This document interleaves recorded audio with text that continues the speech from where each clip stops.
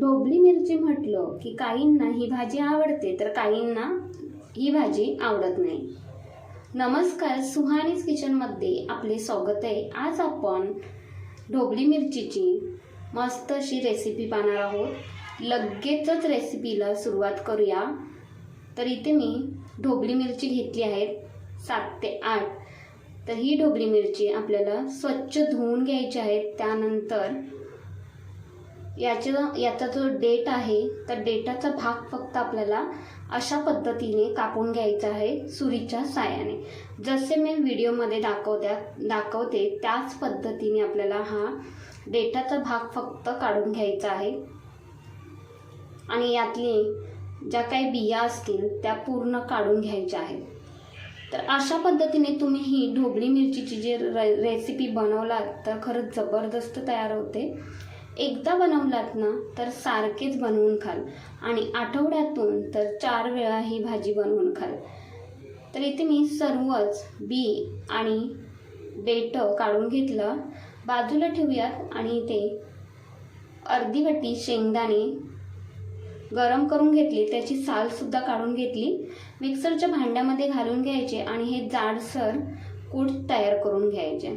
सारख्याच भांड्यामध्ये 1 मीडियम साईजचा उभा चिरलेला कांदा यामध्ये घालायचा, 1 टोमॅटो घालून घ्यायचा, 1 इंच आलं, 5 लसूणच्या पाकळ्या आणि हे मिक्सरमधून जाडसर लावून घ्यायचं आहे. पेस्ट करायची अजिबात गरज नाही, थोडंसं जाडसर असेल तरीसुद्धा चालेल. तर ही जी पेस्ट आहे ती यामध्ये घालून घ्यायची. शेंगदाण्याच्या कूटमध्ये भरपूर सारी कोथिंबीर घालायची, 1/2 चमचा हळद, अर्धा चमचा बेडगी मिरचीचे तिखट, 2 चमचे घरचेच तिखट, अर्धा चमचा गरम मसाला घरचाच आहे आणि 1 मोठा चमचा चिकन मसाला यामध्ये घालून घेतला. त्याने टेस्ट खूप जबरदस्त येते. चवीनुसार मीठ घालायचे. तर मीठ इथे मी अर्धा चमचा मीठ घालून घेतले आहे आणि हे हातानेच व्यवस्थित एकजीव करून घ्यायचे. तर आज आपण पाहतोय भरली ढोबली मिरची. थोड्या वेगळ्या पद्धतीने पाहतोय. चवीला म्हणाल तर 1 नंबर. आणि मुलांना डब्यासाठी बनवून द्या किंवा तुम्ही ऑफिसच्या डब्यासाठी अशा पद्धतीने ही ढोबली मिरची नक्कीच बनवून द्या. व्यवस्थित एकजीव करून घेतल्यानंतर यामध्ये आपल्याला 2 चमचे बेसन पीठ घालून घ्यायचे आहे आणि ते सुद्धा हातानेच व्यवस्थित असे एकजीव करून घ्यायचे. व्यवस्थित एकजीव करून घेतल्यानंतर आपले मिश्रण व्यवस्थित असे हे तयार झालेले आहे. अजिबात यामध्ये पाणी वापरायचे नाही. आता एक मिरचीमध्ये हे मिश्रण आहे ते भरून घ्यायचे, गच्च भरून घ्यायचे. जसे व्हिडिओमध्ये दाखवते त्या पद्धतीने भरून घ्यायचे. अशा पद्धतीने हे मिश्रण भरून घेतलं की मिरचीमधले मिश्रण अजिबात बाहेर येत नाही आपण जेव्हा मिरची फ्राय करू तेव्हा. तर टिफिनला अशा पद्धतीने तुम्ही ढोबली मिरची भरून दिलात तर तुमची वावा करणारच.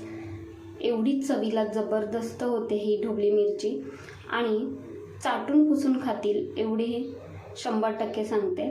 तर इथे मी सर्वच ही ढोबली मिरची भरून घेतली आणि थोडासा मसालासुद्धा हा राहिलेला आहे. तर हा मसाला बाजूलाच ठेवूया. आधी गॅसवरती कढई गरम करायला ठेवली, त्यामध्ये 1 मोठा चमचा तेल गरम करून घेतले, अर्धा चमचा जिरे घालून घ्यायचे. जिरे व्यवस्थित फुलले की त्यानंतर ढोबली मिरची एक तेलामध्ये सोडून घ्यायची अशा पद्धतीने. तर सर्व मिरची ठेवून घेतली कढईमध्ये. आता यावरती आपल्याला झाकण ठेवायचे आहे. अगदी 5 मिनिटासाठी झाकण ठेवले. 5 मिनिटानंतर झाकण काढून घेऊयात. एका बाजूने ही पलटी करून घ्यायची आणि दुसऱ्या बाजूने आपल्याला ही शेकून घ्यायची आहे. तर अशा पद्धतीने ही व्यवस्थित अशी पलटी करून घ्यायची. तर चमचेच्या साहाय्याने सर्व मिरची पलटी करून घेतली. आता यावरती परतला झाकण ठेवायचे 2 ते 3 मिनिटासाठी आणि परतला झाकण काढून घेतले. झाकण काढून घेतल्यानंतर आपल्याला ही पलटी करून घ्यायची आहे. तर इथे मी चिमटा घेतला आहे, चिमट्याच्या साहाय्याने ही मिरची पलटी करून घेते. तर व्यवस्थित अशी ही सर्व मिरची परतला पलटी करून घ्यायची. तर इथपर्यंत तुम्ही माझी रेसिपी पाहिलीच असाल तर एक लाईक आणि सबस्क्राईब करा. तुमचं एक लाईक आणि सबस्क्राईब माझ्यासाठी खूपच मोलाचं आहे. तर सर्व मिरची ही पलटी करून घेतली. त्यानंतर बाजूने अशा पद्धतीने सर्व मिरची लावून घ्यायची कढईच्या आणि मधल्या भागामध्ये 5 ते 6 कढीपत्त्याची पाने घालून घ्यायची. ती परतून घ्यायची राहिलेल्या तेलामध्येच आणि आपण जो मसाला बाजूला ठेवला होता तो यामध्ये घालून घ्यायचा आणि तो सुद्धा छान असा परतून घ्यायचा तेलामध्ये. यामध्ये जास्तीचे तेल अजिबात मी वापरले नाही आहे. फक्त एक मोठा चमचा तेल वापरले आणि त्याच तेलामध्ये ढोबली मिरची व्यवस्थित अशी ही परतून घेतली आहे. त्यावरती परतलं मी 2 ते 3 मिनिटासाठी झाकण ठेवले आणि नंतर झाकण काढून घेतले आणि हे व्यवस्थित परतला. मसाल्यांमध्ये ही ढोबली मिरची छान अशी एकजीव करून घेतली. आता इथे आपली मस्त अशी ढोबली मिरची तयार झालेली आहे. खरंच गरमागरम ही ढोबली मिरची आणि वरण भात असेल तर मग काय मजाच वेगळी. आणि चवीला म्हणाल तर एक नंबर ही ढोबली मिरची लागतात बरं का. भाकरीसोबत म्हणा किंवा चपातीसोबत म्हणा, एकदा नक्कीच तुम्ही ही ढोबली मिरची ट्राय करून पहा. तर तुम्हाला ही रेसिपी कशी वाटली ते मला कमेंट्समध्ये नक्कीच कळवा.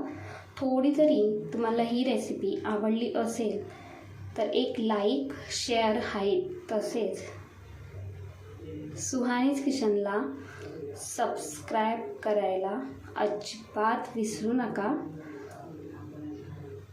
धन्यवाद.